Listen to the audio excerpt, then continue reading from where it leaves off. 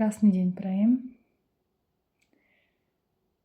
Chcem vás pozvať na pobývanie v byti, stretnutie, ktoré sa koná cez Zoom. A tentokrát bude zdarma. Je to priestor, kde sa stretáme vlastne v čistom bytí. V tom, čo niekto nazýva prítomnosťou. Mne sa to najkrajšie interpretuje na takom prirovnaní, keď si predstavíme oblohu a po nej občas plávajú oblaky, mraky a tak ďalej. A tie oblaky a mraky sú myšlienky, sú rôzne presvedčenia, to, čo sa nás snaží nahnať do určitej emócie a vlastne odviesť od toho, že sme tou oblohou za týmito mrakmi. A vlastne to pobývanie, to stretnutie je niečo ako stretnutie sa na oblohe. To mi tak teraz prišlo. Ale jednoducho je to priestor, ktorý sa ponúka, pretože je dobré, je príjemné,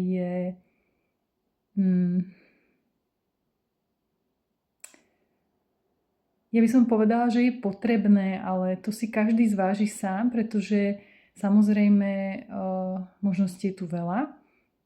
Ale to, čo je potrebné za mňa, ako to vnímam, tak je chodiť si k sebe, chodiť si do toho pokojného miesta, ktorým som, aby sme sa odučili a vlastne zmenili ten zvyk toho ponechávania sa rušiť nás rôznymi myšlienkami. Pretože doteraz sme boli zvyknutí, že buď sme sa úplne identifikovali s tým, čo nám myšlienky hovoria, alebo už to vieme zahliadnúť, ale máme pocit, že s tým nevieme nič spraviť.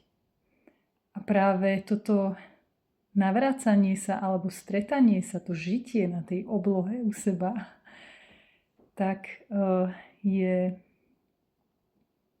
z môjho pohľadu tým jedným zo spôsobov, respektíve pobývanie v byti je jedným zo spôsobov toho navracania sa k sebe a uvedomovania sa, čím som, čím každý z nás je, že je oblohou, že je pokojom. A na tomto stretnutí sa to všade na akomkoľvek stretnutí, ale keďže pozývam na toto,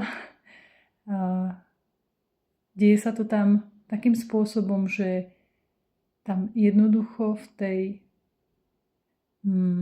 vrstve toho svojho bytia sme. Stretáme sa v realite, ktorou sme skutočne, ktorá nás do ničoho nenúti, ktorá nás nejako nechce manipulovať, ale chce nám ukázať, že všetky tie manipulácie a nútenia a rôzne programy, ktoré sa nás snažia vydierať, myšlienky, sú, ale nie sú nami. My nie sme nimi. Čiže ocitneme sa zrazu mimo nich a toto si vytvoríme ako nový zvyk. Buď sa to môže nazvať takto, že si to vytvoríme ako nový zvyk, zasa si žiť po svojom, alebo dá sa to pomenovať aj tak, že nie je treba tvoriť zvyk, pretože na seba si nemusíme zvykať, ale si skôr odvykneme od seba odchádzať a považovať za seba niečo úplne iné, čo nie je funkčné, čo nám neprináša radosť a čo nie je tým božským životom, ktorý bol navrhnutý a ktorý tu môžeme žiť. Všetko ostatné príde na tomto stretnutí. Môžete tam klásť otázky, môžete medzi sebou diskutovať. Krásne chodia na tieto stretnutia zdieľania. A tá podpora celková sa tam jednoducho odohráva. Jednoducho tam je, pretože sa stretáme niekde, kde to nezahlcujeme myšlienkami, aj keď tam môžu otázky chodiť, aj zmysly, ale tie sa tam rozpustia. A to už uvidíme ako. Práve vtedy, keď sa stretneme. Tak vás s radosťou pozývam takto sa stretnúť. A ešte taká technická informácia, to stretnutie bude trvať 2 hodiny,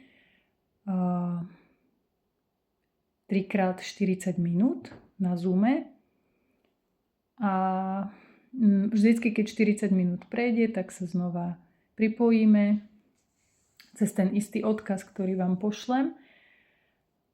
Ak budete chcieť sa stretnutia zúčastniť, tak mi napíšte na mail, ktorý dám tuto do popisku a ja vám pošlem odkaz na Zoom. Zároveň je možné teda klásť otázky, zdieľať a ešte z tých technických vecí som chcela spomenúť, že